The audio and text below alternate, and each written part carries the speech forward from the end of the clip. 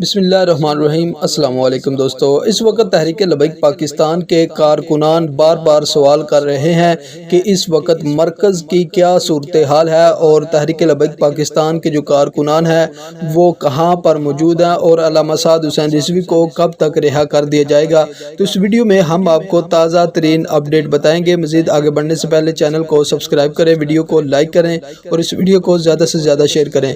ناظرین، آپ جانتے ہیں کہ حکومت نے کل ایک بار پھر بددیانتی کی اور علامہ سعد حسین رضوی کو رہا نہیں کیا، جس کے بعد تحریک لبیک پاکستان کے کارکنان نے جیل کے باہر شدید احتجاج کیا اور مرکز میں بھی تحریک لبیک پاکستان کے جو کارکنان ہیں ان کی بہت ہی بڑی تعداد موجود تھی اور مجلس شورا کا یہ حکم تھا کہ ہم تب تک یہاں سے نہیں جائیں گے جب تک علامہ سعد حسین رضوی کو رہا نہیں کیا جائے گا۔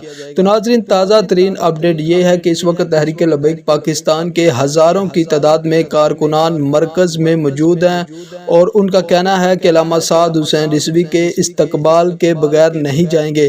تو ناظرین، جیسے ہی نیو اپڈیٹ آئے گی سب سے پہلے اسی چینل پر شیئر کی جائے گی۔ اللہ حافظ۔